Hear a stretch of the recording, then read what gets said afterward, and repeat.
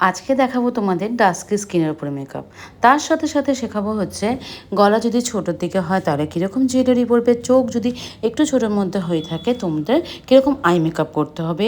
তার সাথে দেখাবো গোল ফেসে হেয়ার দিয়ে কীভাবে মানে ফেসটাকে আরও লিফট করানো যাবে, কীরকম হেয়ার স্টাইল করলে ফেসটা আরও লিফট হবে সেটাও কিন্তু আজকে দেখানো হয়ে থাকবে।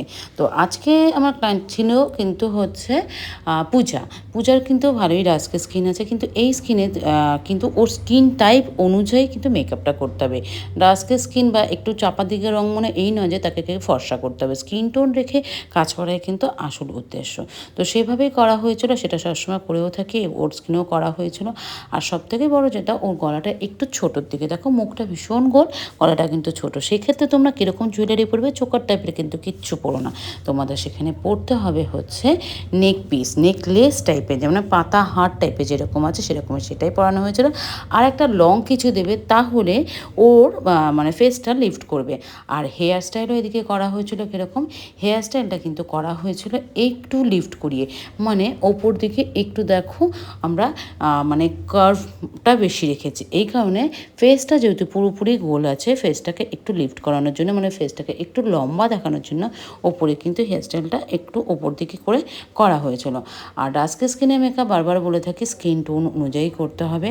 আর তার সাথে আই মেকআপের কথাও বললাম, আইগুলো যেমন সুন্দর, চোখ দুটো কিন্তু বেস অতটা নেই আইয়ের, সেই জন্য কিন্তু বেশি কাজল দেওয়া যাবে না। হ্যাঁ, লেন্স অবশ্যই পরাতে পারো, যদি ক্লায়েন্ট ক্যারি করতে পারে লেন্স পরাতে পারো, কিন্তু তোমরা কখনোই কিন্তু চোখে বেশি কাজল দেওয়া যাবে না।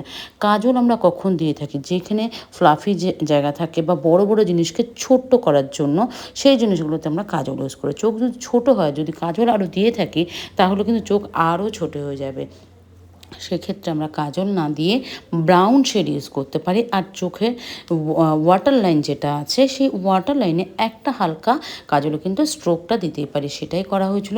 ইভেন আমি কিন্তু লাইনারও টানিনি, যেহেতু চোখের নিচে কাজল দিয়েছিলাম, একটু ব্রাউন শেড দিয়েছিলাম হালকা ডার্ক করে, সেই জন্য লাইনার না দিয়ে আমি কিন্তু যেটা লাইনারের লাইন আছে চোখে, সেই লাইনে কিন্তু ব্রাউন শেডের আই শ্যাডো দিয়ে শেড করে দিয়েছিলাম। এই চোখের মেকআপটা কিন্তু একদম ছিল অন্যরকম, শুধুমাত্র ব্রঞ্জার দিয়ে আই বেসটাকে করেছিলাম, মানে আই বেসের ওপরে ব্রঞ্জার বা শিমারে যেটাকে বলে থাকো ব্রঞ্জিং করে থাকি, সেইটার শেড দেওয়া হয়েছিল আই শ্যাডো না দিয়ে।